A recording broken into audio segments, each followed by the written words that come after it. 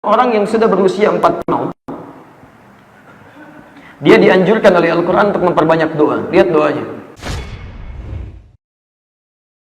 Maka setiap Allah ajarkan pengetahuan kepada kita, bagaimana caranya itu bisa bermanfaat bagi diri kita dan lingkungan sekitaran kita. Jadi mohon, minta dengan baik, minta dengan serius. Tapi demikian pula dengan maaf, ya, rizqan thayyiban. Habis lagi, nggak ada manfaatnya. Ya, orang bisa kenakan pakaian, dipakai ibadah. Antum beli lagi, nggak pernah dipakai, bahkan koleksi aja gitu kan. Lihat, begitu baru beli, pajang, foto, ceklik, pakaian dari Paris. Orang Paris saja nggak begitu. Silahkan cek gitu kan. Jadi nggak ada manfaatnya. Sekarang kembalikan, terakhir amalan mutaqabbalan. Ini adab yang paling penting.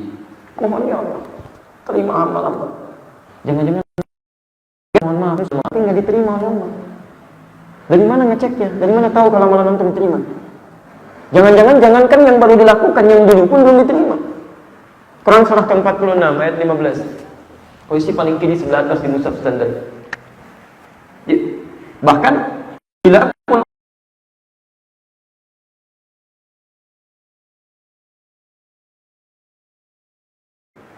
Quran surah 46 Allah Rabbi auzi'ni an ashkura ni'mataka allati an'amta 'alayya wa 'ala walidayya. Perhatikan, belum selesai.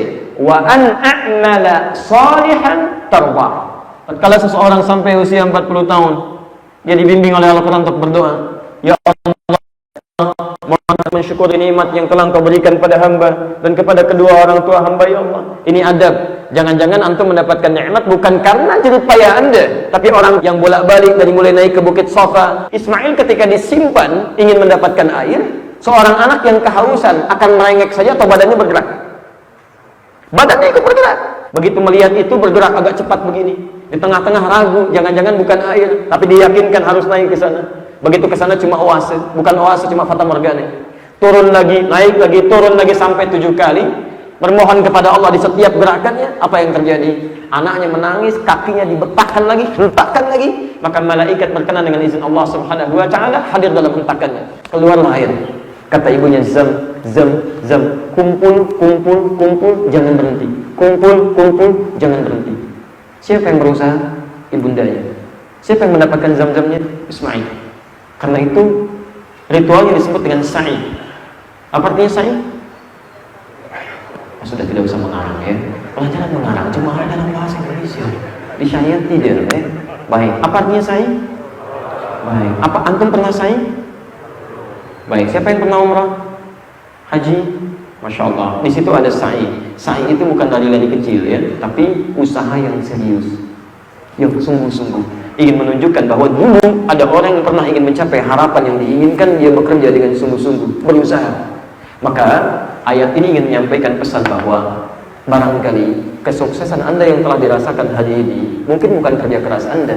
Yang sungguh-sungguh itu orang tua Anda, ayah Anda yang mencangkul di sawah, ibunda Anda yang menangis pertengahan malam, yang mengatakan, ya Allah, jangan sampai anak saya, ya Allah, keturunan saya makan singkong lagi seperti ini, tidur di tempat yang begini, anugerahkan kenikmatan hidup, ya Allah. Nangis perlu kalimatnya macam-macamnya. Itu yang menjadikan Anda sukses sekarang. Anda mungkin cuma 30%, orang tua 70%. Keringatnya, darahnya, pengorbanannya, segalanya. Makanya adabnya paling minimal ketika Anda sampai usia seperti ini, bahkan sebelumnya, setiap Anda berdoa, hadirkan orang tua. Tapi yang paling menarik setelah itu ini, wa an a'mala salihah, dan mohon bimbing hamba ya Allah untuk mengerjakan amal saleh. Kenapa ada kalimat amal saleh?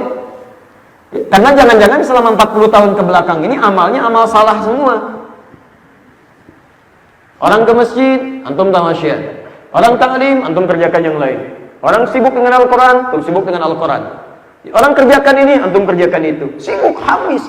Sehingga dengan nikmat Allah Subhanahu wa taala ada hidayah Allah datang, diberikan sentuhan, ayo cepat kembali. Begitu Anda merasakan kenikmatan dan bermohon kepada Allah, ya Allah, bimbing hamba supaya sisa hidup ini menjadikan hamba bisa beramal saleh. Yang paling menarik ini, tarawahu, yang engkau ridai. Bahasa singkatnya mutaqabbala, yang engkau terima. Kata para ahli tafsir, kenapa ada kalimat ini? Padahal bisa dicukupkan a'mala sholihan, tidak ada kalimat ini. Cukup sampai di sini bisa. Tapi kenapa Allah kemudian menyampaikan kalimat ini, tarawahu yang engkau ridhai ya Allah. Kata para ulama tafsir, untuk memberikan kesan bahwa jangan-jangan ada orang yang sudah merasa banyak beramal soleh tapi Allah tidak ridha dengan amal ini. Bukankah ada orang salat yang celaka? Wailul lil musalli, celaka orang salat, alladzina hum an salatihim sahun, yang lalai dalam salatnya.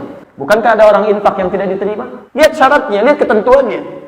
Maka dari situlah kita selalu berdoa pada Allah Subhanahu wa taala, minimal pasca salat ya Allah.